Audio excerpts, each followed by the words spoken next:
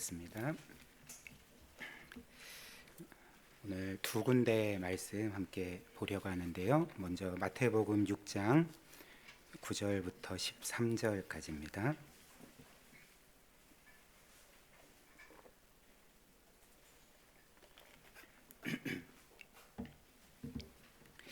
마태복음 6장 9절부터 13절까지 제가 대신 봉독해 드리겠습니다. 하나님의 말씀입니다. 그러므로 너희는 이렇게 기도하라. 하늘에 계신 우리 아버지여, 이름이 거룩히 여김을 받으시오며 나라가 임하시오며 뜻이 하늘에서 이루어진 것 같이 땅에서도 이루어지이다. 오늘 우리에게 일용할 양식을 주시옵고 우리가 우리에게 죄 지은 자를 사하여 준 것 같이 우리 죄를 사하여 주시옵고 우리를 시험에 들게 하지 마시옵고 다만 악에서 구하시옵소서.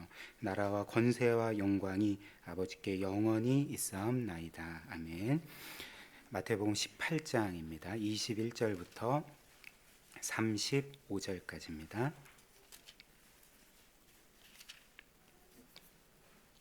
마태복음 18장 21절부터 35절 제가 읽어드리겠습니다.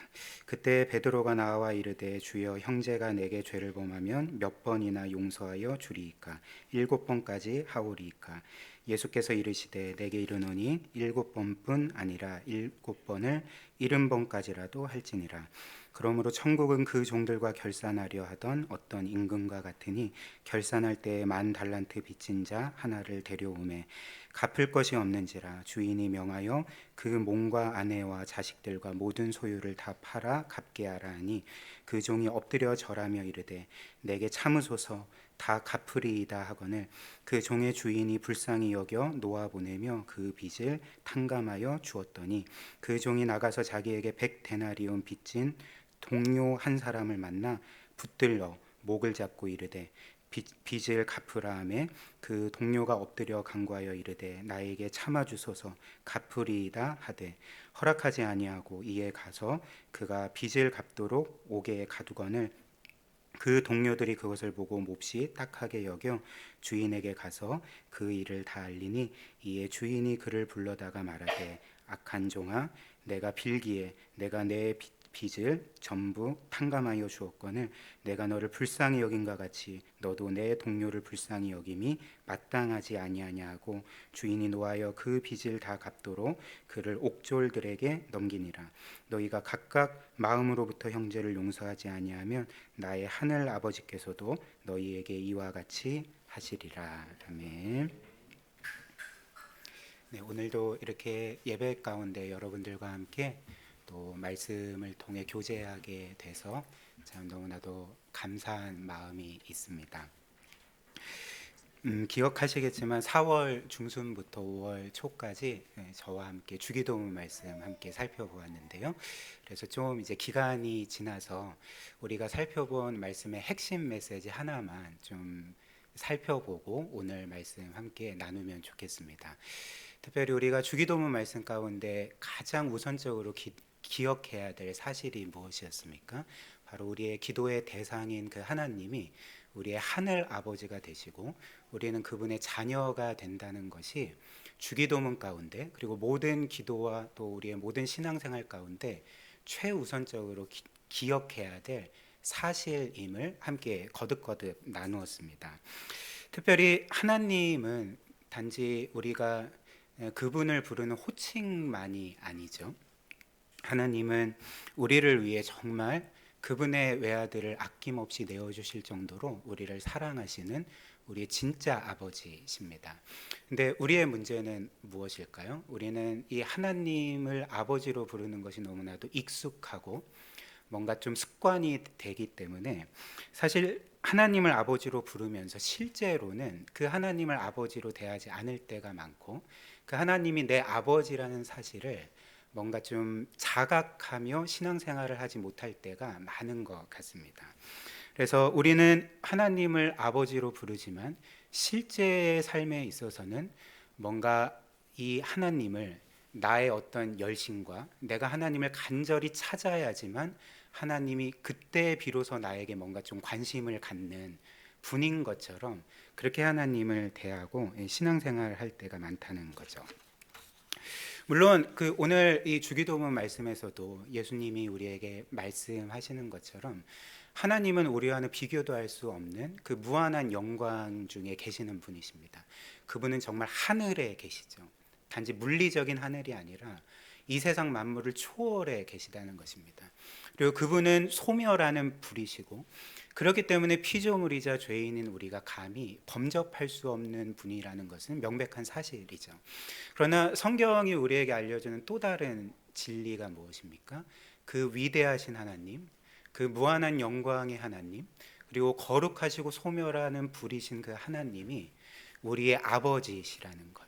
단지 우리가 이 세상에서 흔히 경험할 수 있는 그런 일반적인 아버지 정도가 아니라 정말 자신의 영원한 그 외아들을 우리를 위해 아낌없이 내어줄 정도로 우리를 사랑하시는 우리의 진짜 아버지시라는 것을 우리 주님께서 거듭거듭 우리에게 알려주고 계시는 거죠. 그래서 우리는 이런 확신을 가질 수도 있습니다. 저는 감히 여러분들에게 이런 말씀을 드릴 수가 있는데요. 이 땅에 우리의 육신의 부모가 우리를 너무나도 사랑한다 할지라도 우리가 확신할 수 있는 것은 육신의 부모가 우리를 사랑하는 것보다 무한히 더 우리를 사랑하시고 아끼시고 우리를 위해 헌신하시고 우리의 성과 영광을 위해 지금도 최선을 다하고 계시는 분이 우리의 아버지시라는 것입니다. 하나님이 이런 우리의 아버지시라면 우리가 믿어야 되지 않겠습니까? 그리고 하나님을 그런 아버지로 대해야 하지 않겠습니까? 이것이 바로 어떤 면에서 우리의 신앙생활의 가장 핵심이자 이제 본질이라 할 수가 있는 거죠. 그리고 우리는 이 사실을 믿을 때에 우리의 이 신앙의 삶만 변할 뿐만 아니라 오늘 이 주기도문과 같은 우리의 기도의 삶이 완전히 변하게 될 것입니다. 왜 그럴까요?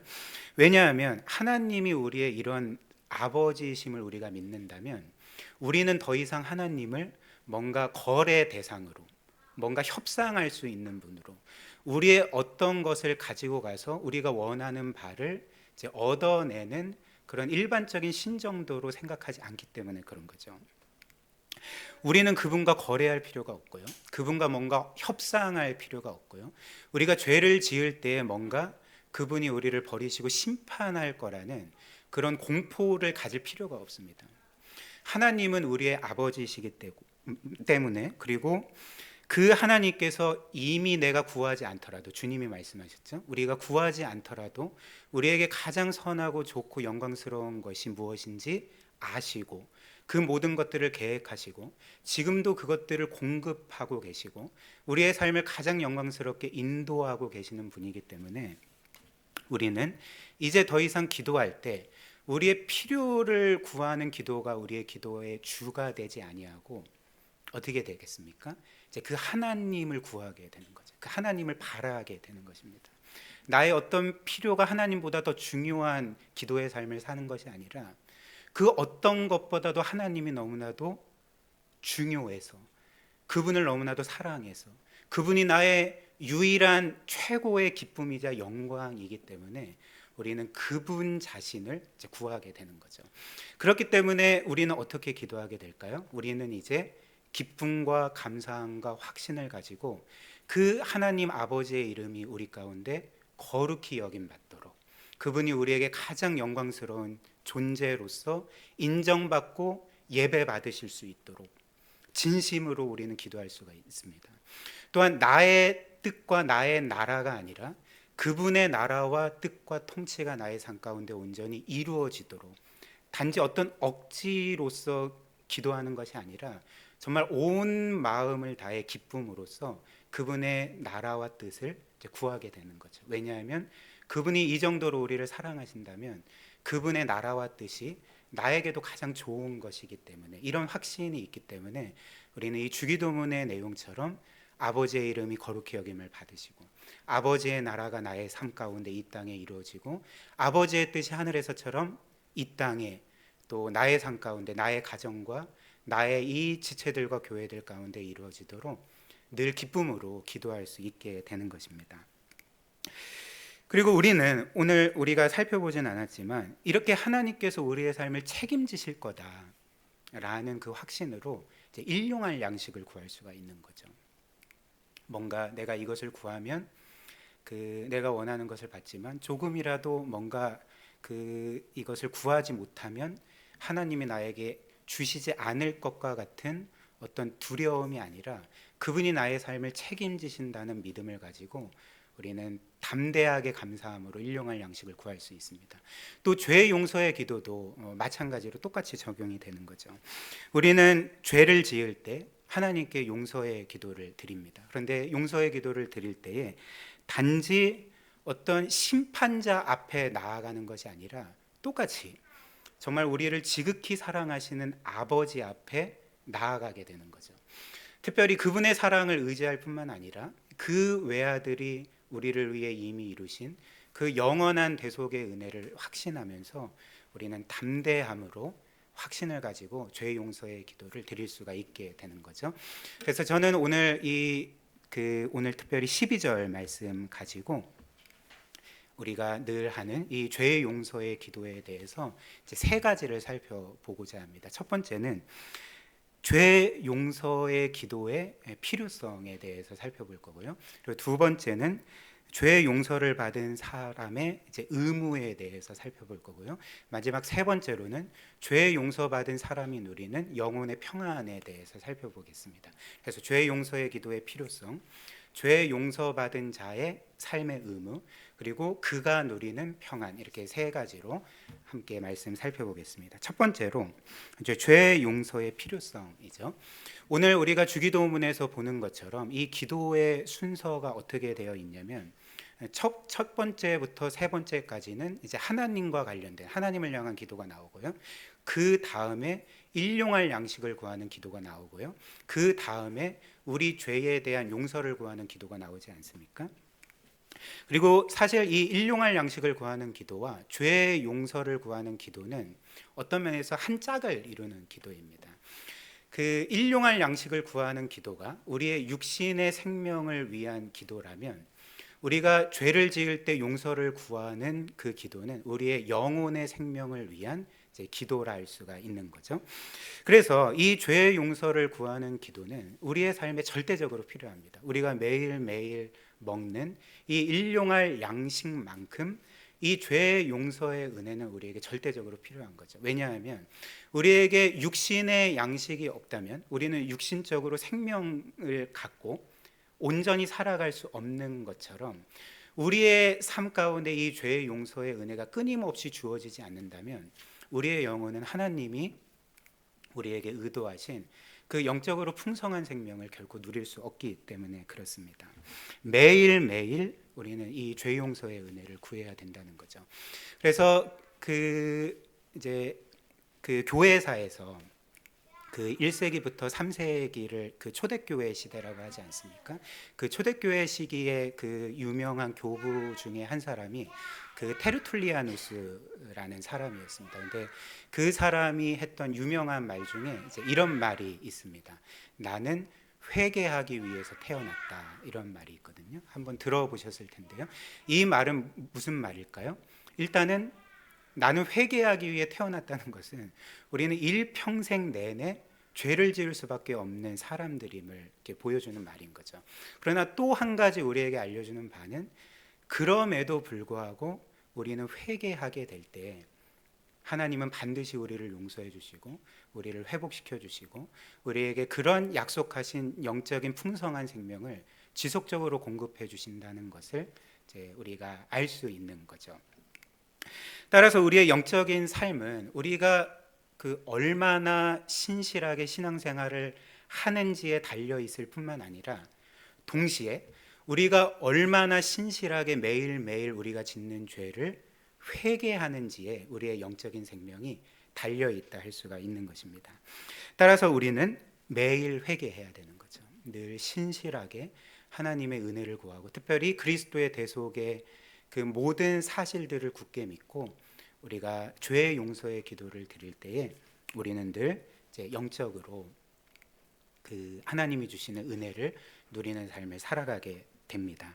이것이 이제 첫 번째로 죄 용서의 필요성이고요. 그다음 두 번째로 죄 용서받은 자의 삶의 의무입니다. 오늘 이 본문 말씀은 이렇게 우리에게 죄 용서의 필요성뿐만 아니라 그 죄 용서를 받는 자의 의무 또한 가르쳐 주거든요. 그렇다면 죄 용서를 받은 사람이 마땅히 살아야 될 삶, 그의 의무가 무엇이겠습니까? 오늘 본문 말씀처럼 하나님께서 우리를 용서해 주신 것처럼 우리가 우리에게 잘못한 사람들, 우리에게 죄를 지은 사람들을 용서해 주는 것이 용서받은 자의 그 의무라 할 수가 있는 거죠. 그래서 이것은 오늘 우리가 본 주기도문의 강구에도 잘 나타나지 않습니까? 주님께서 오늘 이 12절 말씀에서 우리에게 너희는 죄의 용서를 구하라 할 때 단지 아버지여 우리의 죄를 용서해 주십시오라고 구하라 이렇게 말씀하시지 아니하고 그 앞에 그 한 가지 그 지침을 우리에게 주셨던 거죠. 그 지침이 무엇입니까? 그러니까 우리가 우리에게 죄 지은 자를 용서하여 준 것 같이 우리의 죄를 용서해 주시도록 너희는 기도해야 된다 이렇게 말씀을 해주셨던 것입니다. 그렇다면 주님께서는 왜 그냥 단지 하나님께 우리의 죄를 용서해 주십시오라고 구하라 이렇게 말씀하시지 않고 왜 앞에 어떤 한 단서를 붙이셨는가? 우리에게 죄 지은 자를 용서하여 준 것 같이 우리의 죄를 용서해 주십시오라고 구하라 명하셨을까? 여기에서 주님의 의도는 이런 것입니다. 주님께서는 우리가 늘 죄를 짓고 하나님께 죄의 용서를 구할 때 그 죄의 용서를 구하기 전에 이제 한 가지 사실을 우리의 삶에서 확인하게 하셨던 거죠.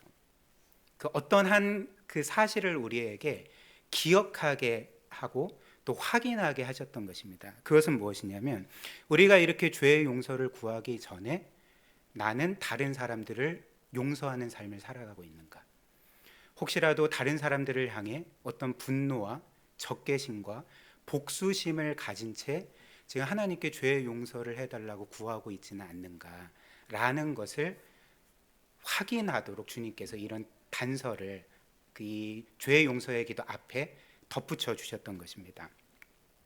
물론 우리가 우리에게 죄 지은 자를 용서하여 준 것 같이라는 이 주님의 말씀은 뭔가 우리가 하나님께 죄의 용서를 받기 위해서 먼저 해야 될 성결 과제처럼 성결 조건인 것처럼 보이기도 합니다.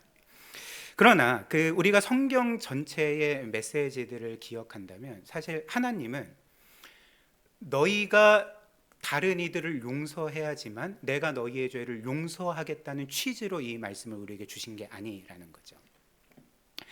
성경은 우리에게 분명히 거듭거듭 그 강조하는 것이 무엇이냐면 우리는 그 회개를 포함해서 우리가 어떤 행위, 그 선한 행위를 했기 때문에 그 결과로서 하나님께 죄의 용서를 받는 것이 아니라는 것입니다. 왜 그럴까요? 사실 이 죄의 용서가 우리의 그 선행하는 어떤 선한 삶의 결과로서 우리에게 주어지는 것이라면 사실 그 이 세상 누구도 여기에 앉아 계신 저를 포함해서 여러분 모두가 결코 우리의 죄를 그 단 하나라도 용서받을 수 없기 때문에 그런 거죠. 왜냐하면 우리는 일생 동안 내내 끊임없이 거듭거듭 죄를 짓는 사람들이기 때문에 그런 것 아닙니까? 보통 그 이 세상 사람들은 그 자신의 어떤 죄나 잘못을 그 속죄받기 위해서 용서받기 위해서 자신의 그 죄의 문제를 해결하기 위해서는 보통 그 이런 식으로 생각하는 것 같습니다. 내가 죄를 한 개 지었다면 선한 행위를 2개를 해서 내가 지은 그 죄를 이제 상쇄하는 방식으로 내가 이 죄의 문제를 해결할 수 있겠지라고 그렇게 단순하게 생각을 하는 거죠. 그래서 그 보통 사람들은 이 세상 종교들이 혹은 그 이 세상의 어떤 도덕의 기준이나 가치들이 요구하는 자신의 죄에 대한 보속 행위를 신실하게 해 나가면 그 자신이 뭔가 용서받고 사회적으로 그리고 뭔가 양심의 죄책감을 떨쳐버리고 어찌됐든 사회적으로 그 용서받을 수 있다고 생각하는 것 같습니다. 뭐 예를 들면 뭐 가끔씩 이제 그 소위 유명인들이 사회적으로 큰 무리를 일으키거나 뭐 범죄를 저지르거나 뭐 그런 때가 있지 않겠습니까? 그럼 보통 그들이 하는 일들이 무엇일까요? 이제 자숙 기간을 거치는 거죠. 그래서 뭔가 뭐 그 봉사활동을 하거나 혹은 뭐 어떤 여러 선행들을 하거나 혹은 뭐 크게 뭐 그 기부를 하거나 뭐 이런 식으로 해서 그 어느 정도 자신의 선행으로 자신의 죄의 문제를 상쇄시킬 수 있고 이제 해결할 수 있다라고 생각을 하는 거죠. 그러나 그 성경이 알려주는 바는 우리는 우리의 선행으로, 그러니까 우리의 죄를 그 뛰어넘는 그 선행으로 우리의 죄의 문제를 해결할 수 있다고 결코 말하지 않습니다. 왜냐하면 그 말씀드렸듯이 우리는 선한 삶을 살 때보다 죄를 지을 때가 훨씬 더 많기 때문에 그런 거죠. 그리고 우리가 선한 행위를 할 때조차도 그 행위 자체가 우리의 죄에 묻어 있어서 그 죄와 이렇게 섞여진 상태여서 그 모든 것들은 사실 하나님께서 받으실 수 있을 만한 것이 아닙니다. 그 여러분들도 잘 아시는 이사야 64장 6절 말씀이 우리에게 이렇게 알려주죠. 무릇 우리는 다 부정한 자 같아서 우리의 의는 다 더러운 옷 같으며 우리는 다 잎사귀 같이 시들므로 우리의 죄악이 바람같이 우리를 몰아가나이다. 우리의 최선의 선행, 우리가 할 수 있는 만큼 그 자랑할 수 있는 그 최선의 의로움이라 할지라도 하나님이 보시기에는 더러운 옷과 같다는 것입니다. 그분께서 온전히 받으실 수 없는, 오히려 그 선한 행위 자체도 그분의 진노를 불러일으킬 수밖에 없는 종류라는 것이죠. 그렇다면 우리는 어떻게 용서를 받게 되는 것입니까? 우리가 잘 알고 있는 복음의 내용과 같이 우리는 우리가 행한 일의 결과로서 용서를 받는 것이 아니라 우리는 무력할 뿐이지만, 우리는 죄인일 뿐이지만 끊임없이 죄를 짓고 선행처럼 보이는 우리의 의로움이라 할지라도 하나님께는 더러운 옷과 같지만 우리를 대신하여 정말 하나님이 받으실 수 있는 모든 대속과 순종과 의로움을 이루신 그리스도께서 행하신 모든 일의 결과로서 우리는 그것만으로 모든 죄를 용서받는다. 성경이, 복음이 우리에게 그렇게 선언해주고 있지 않습니까? 그래서 이 죄 용서와 구원은 은혜인 거죠. 우리가 한 일 없이, 내세울 것 없이 우리의 자격으로는 그분의 진노와 심판을 받아 마땅하지만 그리스도께서 우리를 위해 대신 이루신 모든 일로 인해서, 그 완전하고 영원한 구원으로 인해서 우리는 값없이 용서받고 값없이 구속받고 값없이 그분의 자녀로 받아들여지기 때문에 이 모든 것들이 은혜라 할 수가 있는 거죠. 그리고 그래서 주기도문은 이렇게 우리가 이미 그리스도께서 행하신 모든 일의 결과로서 이미 용서받았다는 것을 전제로 하고 우리에게 기도할 것을 명하고 있다는 것입니다. 이를 우리가 어떻게 알 수가 있습니까? 앞에서 우리가 강조했던 것처럼 우리는 기도의 대상이신 하나님을 아버지로 부르기 때문에 그런 거죠. 그 하나님을 이미 우리가 아버지로 부른다는 사실이 우리에게 어떤 것을 알려주겠습니까? 이미 하나님은 그리스도의 대속 안에서 우리를 깨끗하게 씻어주셨고, 그리고 우리를 구원해 주셨고 그분의 자녀로 영원히 받아주셨기 때문에 이 주기도문으로 기도할 수 있는 모든 사람은 이미 이렇게 그리스도 안에서 영원히 용서받은 자, 그분을 아버지로 부를 수 있는 자녀의 자격을 가진 자라는 것을 우리에게 알려준다는 거죠. 그래서 이 주기도문의 하늘 아버지라는 호칭 자체가 이미 이렇게 우리의 죄가 완전히 해결되었음을 보여주는 또 하나의 이제 복음 메시지라는 것입니다.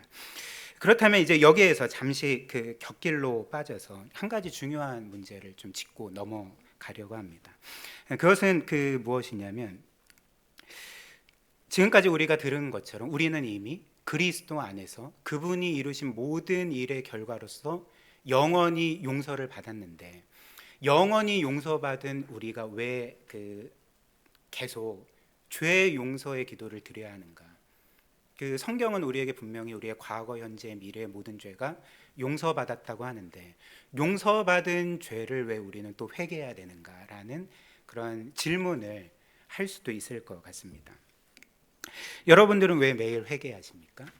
그리스도 안에서 여러분들은 이미 모든 죄가 해결받았는데 우리는 왜 회개해야 될까요? 이에 대한 답을 말씀을 드리자면, 그것은 우리가 이미 그리스도의 그 완전한 대속으로 인해서 과거와 현재와 미래의 모든 죄가 단번에 사해지고 영원토록 용서받고 구원받았지만, 그럼에도 불구하고 우리는 여전히 시간 가운데 살아가면서 그리스도께서 2000년 전에 이미 모든 값을 치르신 그 죄를 계속적으로 짓고 살아가기 때문에 그렇다는 것입니다.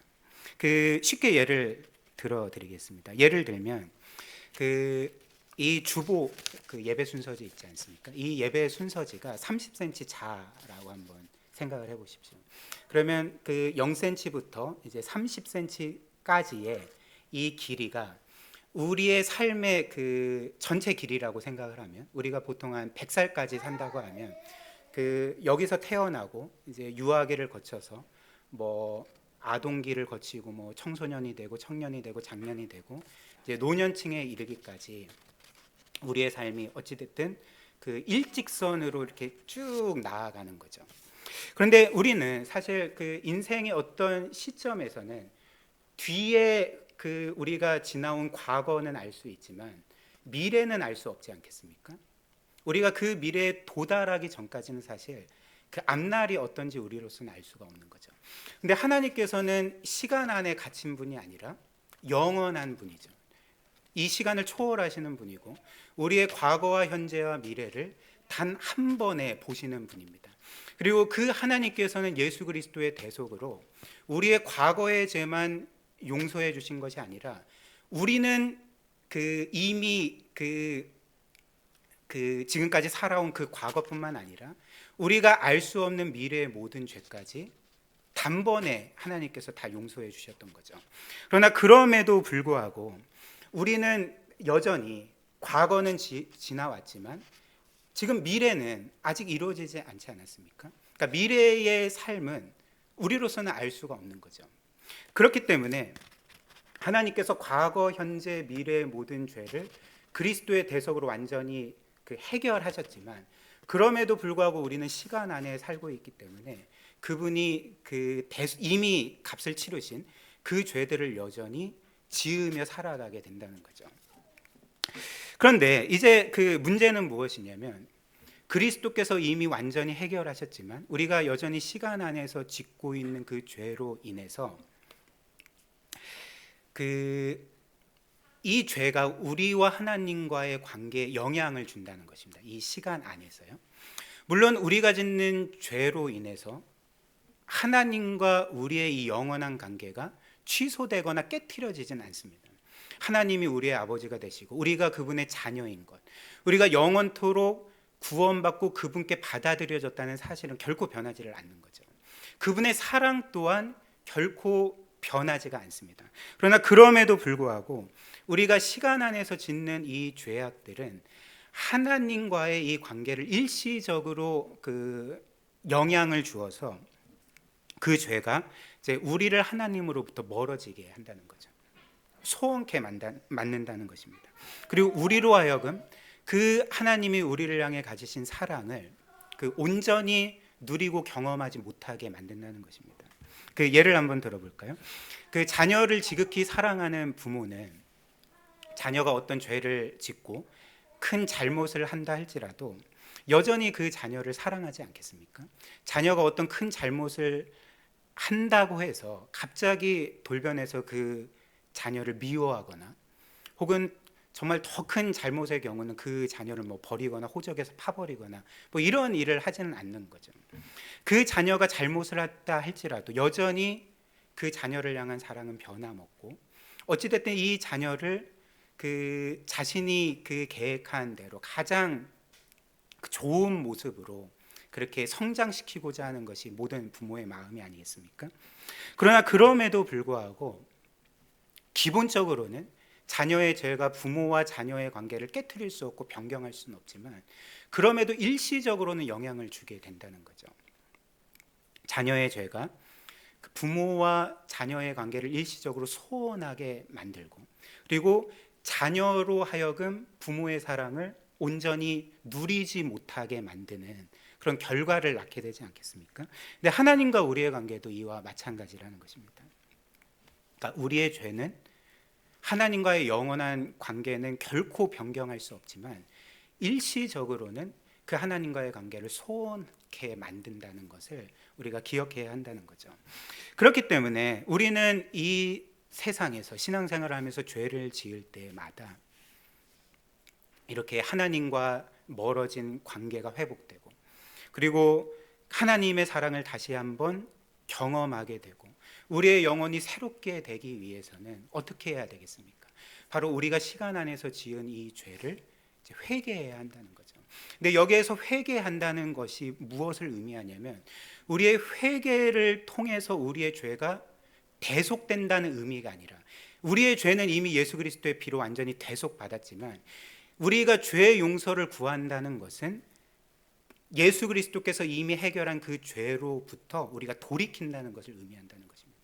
지금 우리가 그 죄를 사랑하고, 그리고 하나님보다 그 죄를 더 중요하게 여기고, 하나님과의 관계에서 누리는 기쁨보다 죄가 주는 기쁨을 더 즐거워하는 상태에서 우리는 그 죄에서 돌이켜 다시금 하나님께로 돌아가 그분과의 관계의 회복을 경험하는 것이 바로 이 회개이자 죄 용서의 기도라는 것입니다.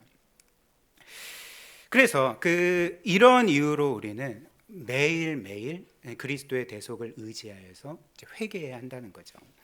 그렇다면 다시 이제 원래 주제로 돌아와서, 이처럼 우리가 오직 하나님의 은혜로 그리스도께서 행하신 모든 일의 결과로서 이제 죄의 용서를 받았다면, 오늘 예수님이 12절 상반절에 말씀하신 것, 우리가 우리에게 죄 지은 자를 사하여 준 것 같이라는 이 기도의 내용은 단지 우리가 아무 생각 없이, 아무 의미 없이 그냥 되풀이해서 기도하는 어떤 미사억으로 그칠 수가 없다는 것입니다.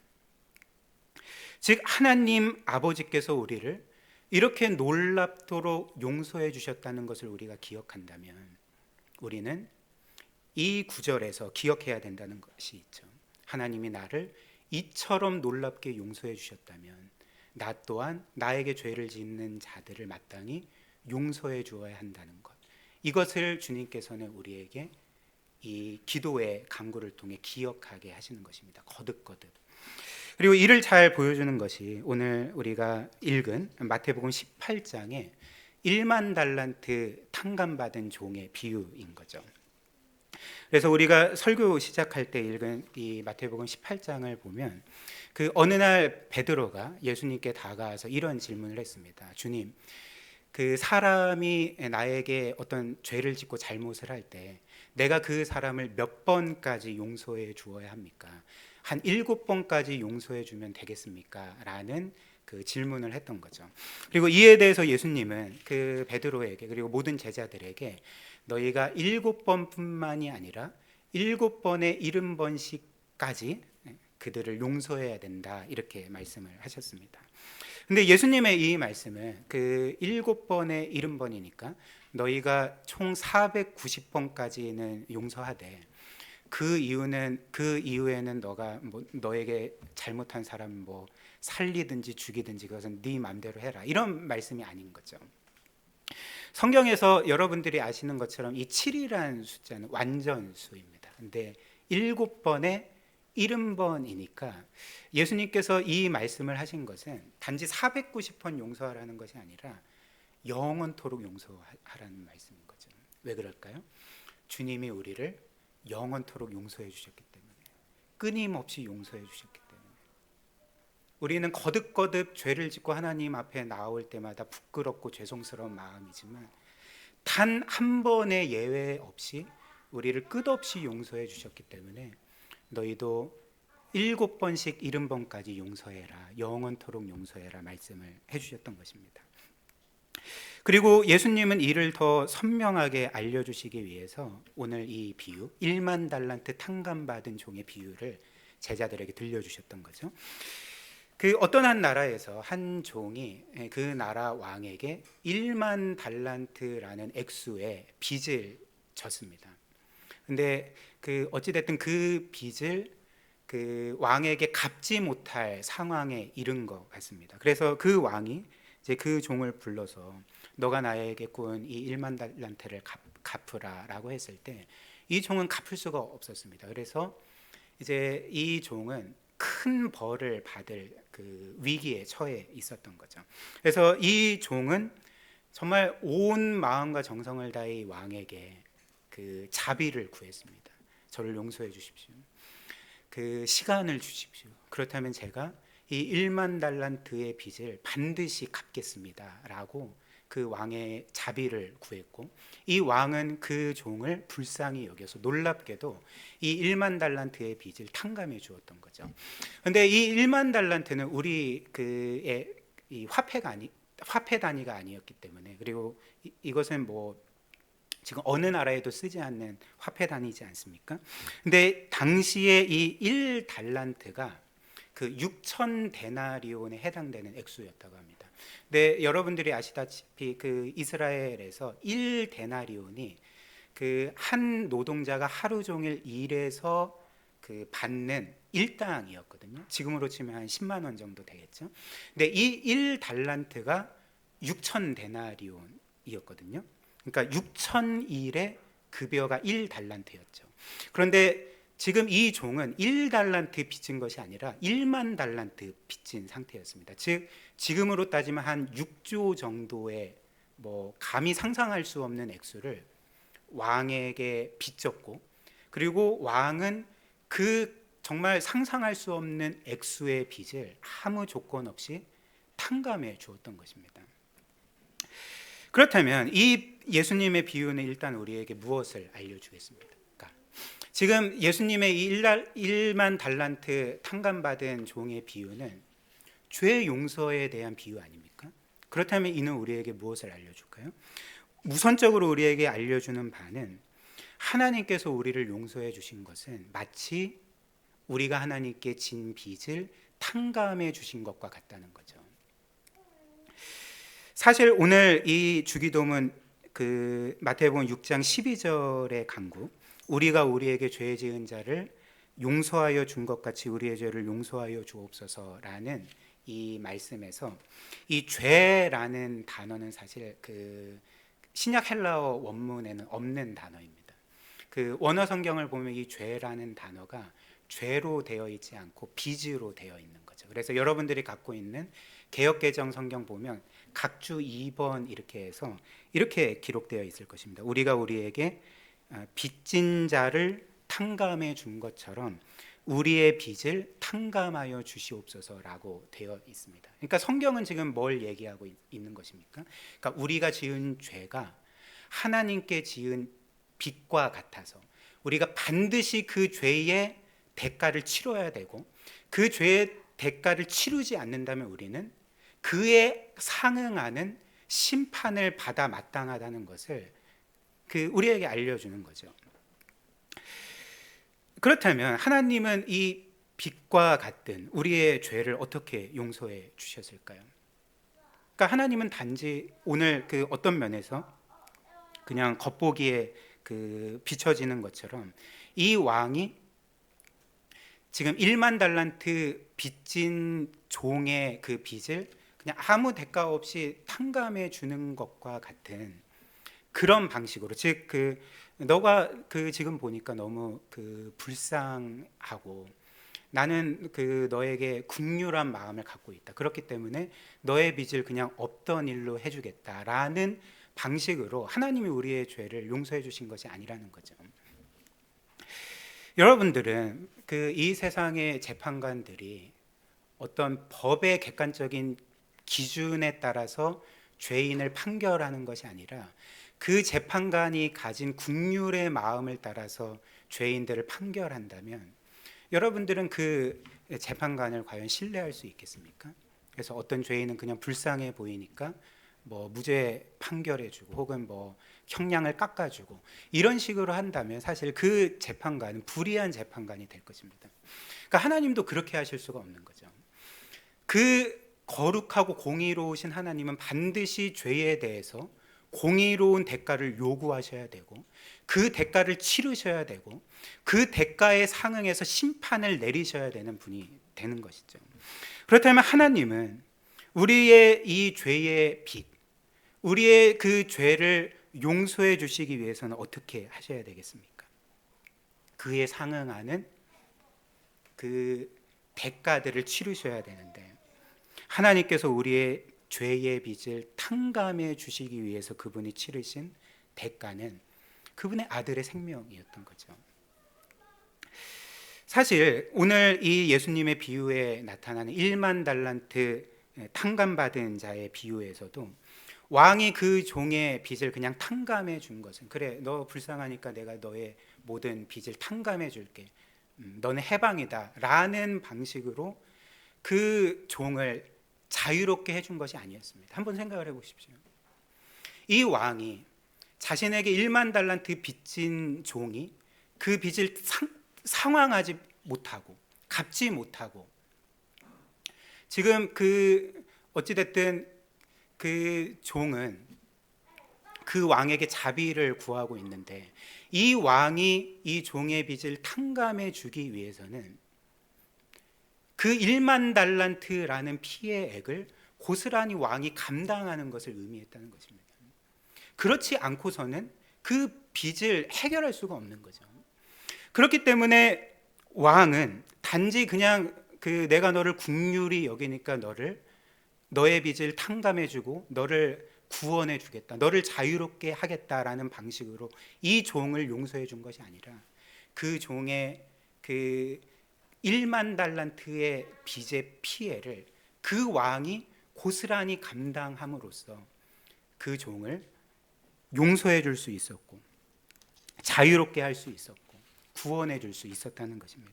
그러니까 하나님도 마찬가지죠. 사실 하나님은 우리의 이 죄의 빚을 탕감해 주시기 위해서 단지 1만 달란트 정도의 희생을 하신 것이 아닌 거죠. 그분이 우리의 죄를 해결하시기 위해서, 우리를 그 모든 죄의 빚에서 탕감해 주시고 자유롭게 하시기 위해서 치르신 희생이 어떤 것이었습니까?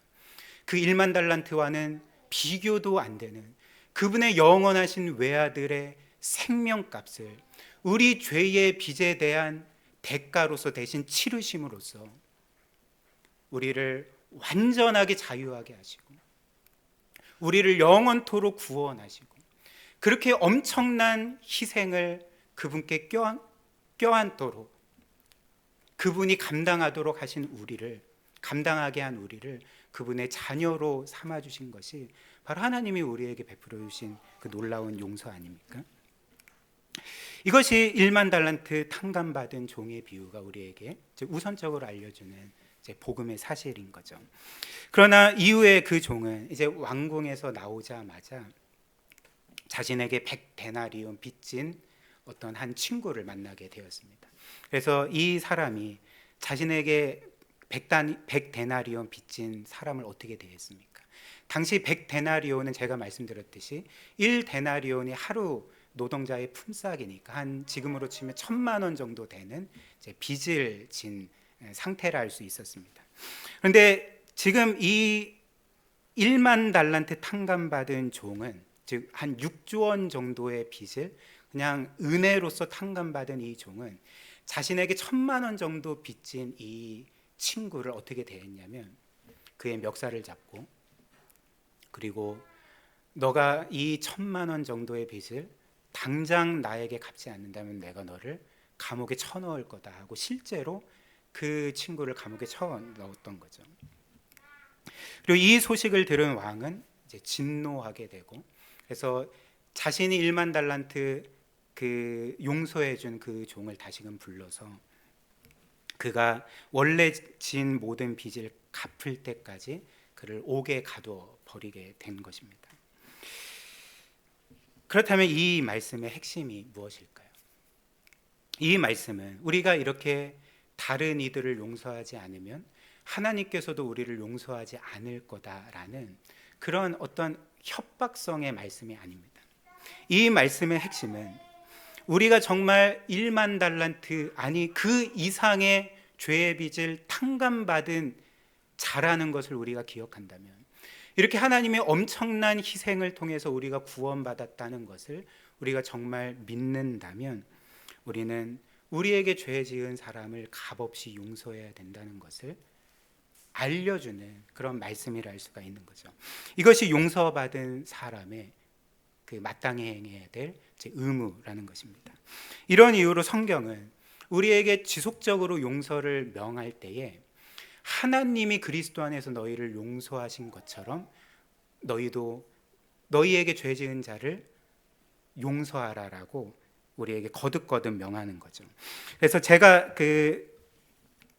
여러분들에게 나눠드린 이 프린트에 보면 에베소서 4장 32절 말씀이 있습니다. 한번 보십시오. 서로 친절하게 하며 불쌍히 여기며 서로 용서하기를 하나님이 그리스도 안에서 너희를 용서하신 같이 하라. 그리고 골로새서 3장 13절도 똑같이 말합니다. 누가 누구에게 불만이 있거든 서로 용납하여 피차 용서하되 주께서 너희를 용서하신 것 같이 너희도 그리하라. 이렇게 말씀을 하는 거죠. 사랑하는 여러분, 오늘 우리 주께서 우리에게 너희가 죄의 용서를 하나님께 구할 때 반드시 너희가 이렇게 기도해라. 우리가 우리에게 죄 지은 자를 용서하여 준 것 같이 우리의 죄를 용서해 주십시오라고 기도하라라고 이렇게 말씀하셨을 때에 우리는 기억해야 될 것이 있습니다. 그것은 바로 나는 지금 하나님께 무한한 용서를 받은 자로서 예수 그리스도의 생명값으로 모든 죄가 탕감받은 자로서 나에게 죄를 짓고 잘못한 사람들을 용서하고 있는가라는 것을 우리가 끊임없이 우리의 삶을 보며 질문하고 확인해야 된다는 거죠. 또한 이는 이런 기도가 되지 않겠습니까? 하나님, 제가 하나님께 받은 이 무한한 용서를 기억하며 사람들이 나에게 죄를 지을 때, 나에게 상처를 주고 나에게 잘못할 때 주께서 나를 용서해 준 것처럼 나도 그들을 용서할 수 있도록 나에게 힘을 주십시오. 나에게 그런 은혜를 주십시오라는 기도도 된다는 것입니다. 이것이 오늘 이 1만 달란트 빚진 자의 비유가 우리에게 알려주는 사실이고 오늘 이 주기도문의 이 죄의 용서의 기도가 우리에게 촉구하고 있는 바라는 것입니다. 무한한 빚을 탕감받았기 때문에 우리 또한 다른 이들이 우리에게 진 빚을 탕감해 주어야 한다는 것입니다. 마지막으로 그 용서받은 자가 누리는 평안 살펴보겠습니다. 우리가 그 앞에서 본 것처럼 하나님께서 우리에게 용서를 명하시는 것은 이제 용서받은 자로서 마땅히 해야 될 의무일 뿐만 아니라 우리가 다른 이들을 용서하는 것 자체가 우리에게 좋은 것이기 때문에 우리에게 복이기 때문에 특별히 우리의 영혼을 자유하게 하고 평안하게 하는 것이기 때문에 하나님은 이것을 우리에게 명하신다는 것을 우리가 기억해야 한다는 거죠. 바꿔 말하면 만약 우리가 하나님께 수많은 죄악들을 용서받는다 할지라도 우리의 실제 삶에서 다른 이들을 용서하지 않는 삶을 살아가게 되면 사실 우리는 이 죄의 용서로 인한 그 영혼의 평안함과 자유함을 결코 누릴 수가 없게 됩니다. 그리고 이는 우리가 조금만 좀 깊이 생각을 해보면 당연한 사실 아니겠습니까? 한번 생각을 해보십시오. 여러분들은 저를 포함해서 우리 모두는 이미 그리스도 안에서 영원히 용서받은 사람이죠. 그리고 우리는 어찌됐든 이 세상을 살아가면서 죄를 지을 때마다 하나님께 죄 용서의 기도를 드리고 이제 용서를 받게 됩니다. 그러나 그럼에도 불구하고 여전히 우리에게 용서하지 못한 사람이 있다면, 우리가 원수처럼 여기는 사람이 있다면, 그래서 우리 안에 여전히 그를 향해서 미워하는 마음이 있고 복수심이 있고 그가 늘 뭔가 잘 되지 않기를 원하고 망하기를 원하고 그가 잘 되면 뭔가 이제 분노하고 혹은 절망하게 되는 이제 그런 마음 상태가 지속된다면 하나님이 우리를 아무리 영원히 구원하시고 용서해 주시고 하나님의 자녀로 삼아 주셨다 할지라도 우리의 영혼은 그 사랑을 결코 경험할 수가 없습니다. 우리는 하나님이 주신 그 용서로 인한 영혼의 평안함과 자유함을 결코 누릴 수가 없고 도리어 다른 이들을 향한 미움과 복수심과 증오와 원망과 또 그에게 내가 원하는 대로 복수하지 못하는 것으로 인해서, 혹은 나는 그가 망하기를 원하지만 그가 잘 되는 것을 보면서 때로는 낙심하고 좌절하는 것을 통해서 우리의 영혼은 얽매인 삶을 살아가게 되는 거죠. 그런 모든 부정적인 감정에 속박된 삶을 살아가게 된다는 것입니다. 그리고 이는 오늘 이 비유가 우리에게 잘 알려주는 사실 아니겠습니까? 여러분들이 보시기에 지금 이 1만 달란트 탕감받은 종은 어떤 삶을 살아야 되겠습니까? 이후에 그 왕이 한 6조 원 되는 빚을 그냥 아무 조건 없이 탕감해 주었습니다. 아니, 아무 조건 없이 탕감해 준 것이 아니라 그 왕이 죄인인 자신을 위해서 6조 원이라는 피해를 고스란히 감당함으로써 그를 자유하게 했다는 거죠. 이 놀라운 사랑을 경험하지 않았습니까? 그럼 우리가 생각하기에 이 종은 이후에 기쁨이 가득한 삶을 살아야 됩니다. 정말 너무나도 감격과 감사함으로 정말 주체할 수 없는 기쁨과 감사함으로 살아가야 되는 것 아니겠습니까? 그런데 오늘 이 비유에 나타난 1만 달란트 종의 이후의 모습이 어떠합니까? 자, 나가자마자 자신에게 100데나리온 빚진 자를 만나게 되었고 그의 멱살을 잡고 폭력을 행하고 너 왜 그 빚을 나에게 갚지 않냐? 그 빚을 갚을 때까지 나는 너를 용서할 수 없어 하면서 옥에 가두는 이 사람에게 과연 1만 달란트 탕감받은 자로서 마땅히 누려야 될 기쁨이 있습니까? 감사함이 있습니까? 자유함이 있습니까? 그런 게 전혀 없는 거죠. 물론 어떤 사람은 이렇게도 생각을 할 수 있을 것 같습니다. 나에게 그 큰 죄를 지은 사람을 내가 하나님의 말씀을 따라 그냥 아무 조건 없이 용서하면, 사실 내가 그 사람을 용서한다 하면 내가 당한 그 피해와 억울함 누가 풀어주나, 누가 공의를 이루어 줄 건가라는 그런 그 생각도 할 수가 있겠죠. 그러나 이에 대해서 하나님은 뭐라고 말씀하실까요? 원수 갚는 것은 너에게 있는 것이 아니라 나에게 있는 거다라고 말씀하시는 거죠. 그러니까 너희가 해야 될 일은 내가 너희를 무한히 용서해 주었기 때문에 너희는 다른 이들을 끝없이 용서해 주어야 하는 것이고, 원수 갚고 이 세상의 공의를 이루는 것은 너의 일이 아니라 내가 이룰 일이고 내가 반드시 이루겠다라고 이제 말씀을 하시는 것입니다. 사실 우리 스스로가 우리에게 어떤 잘못을 하고 또 큰 피해를 입힌 자들을 향해서 복수를 해서 공의를 세우려고 하면 과연 우리의 그런 행동을 통해서 공의가 잘 세워질까요? 그렇지 않습니다. 우리는 한 대 맞으면 한 대가 아니라 10대를 때려야지 만족하는 사람들인 거죠. 이런 말이 있지 않습니까? 이에는 이, 눈에는 눈이라는 말이 있는데, 사실 우리는 이에는 이, 눈에는 결코 만족하지 않습니다. 이에는 눈, 코, 입에다가 온 몸을 어찌됐든 최선을 다해 망가뜨려야지 만족할 수 있는 사람들이 아닙니까?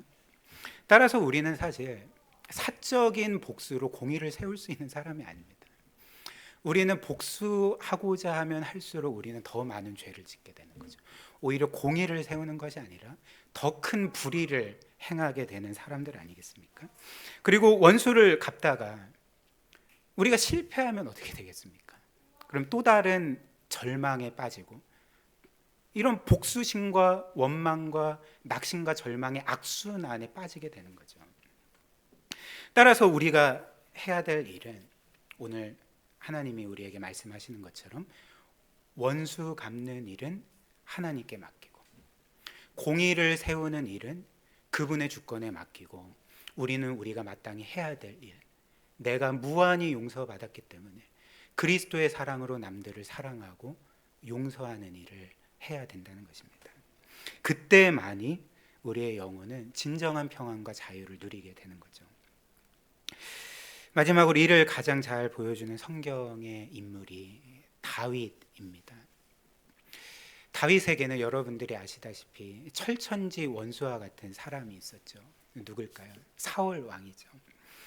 그래서 다윗은 사울에게 잘못한 것이 전혀 없고 그를 사랑하고 그의 유익을 위해 최선을 다했지만 사울은 마치 다윗이 자신의 철천지 원수와 같이 그를 추격하고 정말 온 군대를 동원해서 그를 죽이려고 했습니다. 그리고 다윗은 이런 사울에게 충분히 복수할 수도 있었고, 그리고 한때는 광야의 동굴에서 그 사울을 죽일 수도 있었지만 그렇게 하지 않았던 거죠.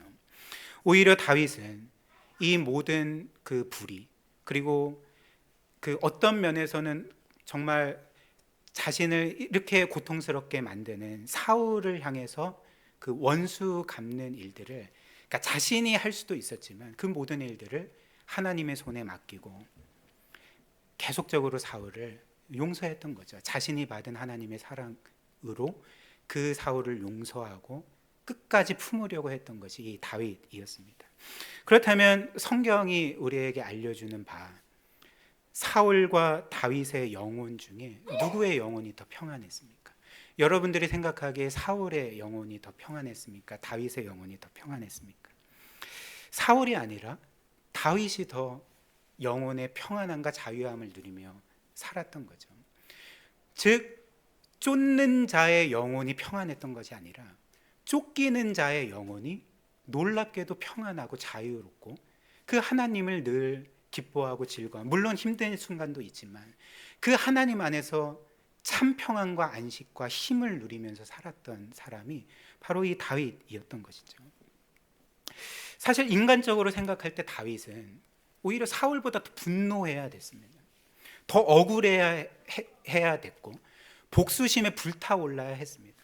그럼에도 불구하고 다윗은 늘 우리가 여러 많은 시편에서 보는 것처럼 그런 상황 가운데서도 하나님을 찬양하고 하나님을 기뻐하고 하나님을 신뢰하고 그 하나님의 놀라운 은혜를 그렇게 기뻐하지 않았습니까? 반면 사울은 다윗을 향한 미움과 질투와 분노 때문에 늘 공고하고 불안해하고 그의 영혼은 늘 그 생명력을 잃은 채 병들어 죽어가고 있지 않았습니까? 사랑하는 여러분, 하나님께서 우리에게 용서를 명하시는 이유가 바로 이것입니다. 물론 이 용서가 우리의 의무이기도 하기 때문에 하나님이 우리에게 용서를 명하시는 것도 있지만 하나님이 우리의 아버지시잖아요. 그리고 그 하나님이 우리를 지극히 사랑하시는 아버지시기 때문에 우리에게 늘 가장 선하고 좋은 것을 주시기를 원하시는 분 아닙니까? 그런 하나님이기 때문에 우리에게 용서를 명하시는 거죠. 왜냐하면 용서가 우리의 영혼에 가장 좋은 것이기 때문에, 우리의 영혼에 가장 영광스러운 것이기 때문에, 이 용서만이 우리의 영혼의 진정한 생명을 누리게 만드는 것이기 때문에 그 선하신 하나님 아버지는 우리에게 계속적으로 용서를 명하고 계시는 것입니다. 이것을 늘 기억하며 용서하지 못할 사람들을 용서하고 사랑하고 품으며 하나님이 주시는 영혼의 진정한 평안과 자유함을 누리시기를 주님의 이름으로 축복합니다. 이 시간 우리